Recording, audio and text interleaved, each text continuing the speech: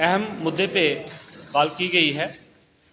सबसे पहले, जैसे कि आप सारे मीडिया कर्मी, हमारे भाई बंधु, हमारे ऑल जैन के गुरु रविदास सभा के प्रोग्राम को हमेशा अपने मीडिया के माध्यम से लोगों तक हमारी आवाज़ को पहुंचाते हो, इसके लिए मैं आप सबका धन्यवादी हूं। सभा की ओर से भी धन्यवादी हूं और सारी बिरादरी की ओर से भी धन्यवादी हूं। इसके साथ ही जो लोहड़ी की सेलिब्रेशन हुई और आने वाला जो हमारा गणतंत्र दिवस 26 जनवरी को आने वाला है, उसके लिए भी मैं आप सबको मुबारकबाद पेश करना चाहूँगा। उसके साथ ही एक बड़ी स्पष्टीकरण वाली बात है कि ऑल जैन के श्री गुरु रविदास सभा, जिसका डिस्प्यूट पिछले लगभग एक डिकेड से हाई कोर्ट में चल रहा था और जनरल सेक्रेटरी और प्रेसिडेंट के बीच में वो केस चल रहे हैं। एक केस नहीं है, बहुत सारे केसेस चल रहे हैं।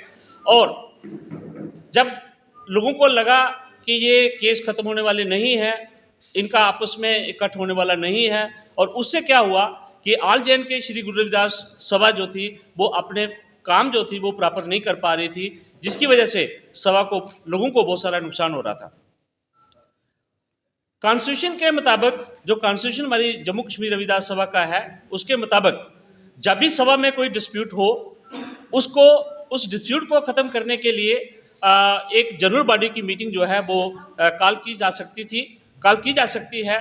और उस मीटिंग के दौरान जो 29 दिसंबर को हमारी मीटिंग हुई, जिसमें आप सब लोगों ने उसको कवर किया, उस जनरल बॉडी की मीटिंग में पीरन जी जो हमारे फॉर्मर प्रेसिडेंट थे और श्री ML बनालिया जिन्होंने रिज़ाइन दिया, उस दिन हमने उन दोनों को आउट कर दिया।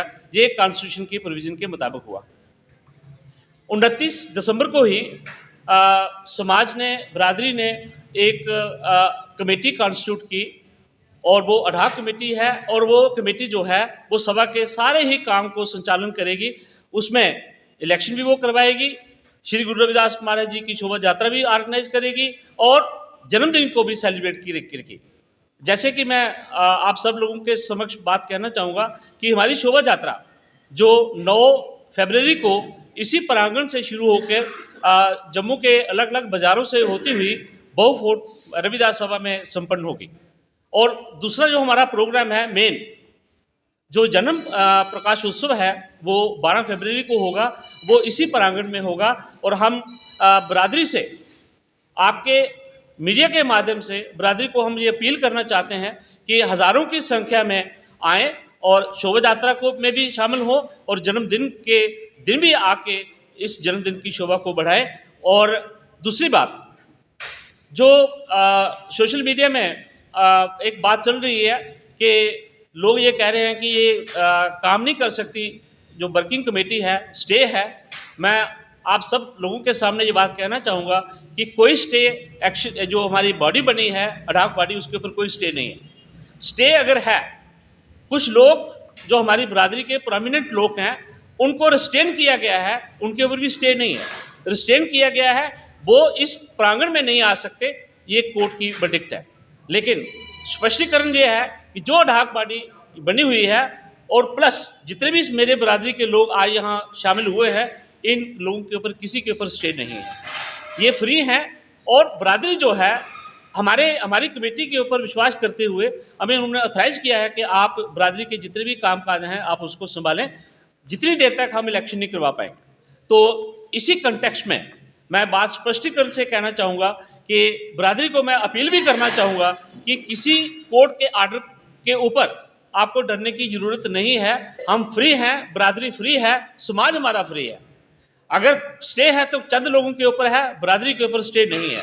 और वो लोग जिनके ऊपर स्टे है वो हमारे यहाँ कभी भी शामिल नहीं होते, किसी भी प्रोग्राम में वो नहीं आते। दूसरी बात, हज़ारों की संख्या में आके शोभा यात्रा की शोभा को भी बढ़ाएं, जिसका 9 फरवरी को संचालन किया जाएगा और 12 फरवरी को जन्मदिन जो है वो हम सेलिब्रेट कर रहे हैं, उसमें भी आने की कोशिश करें।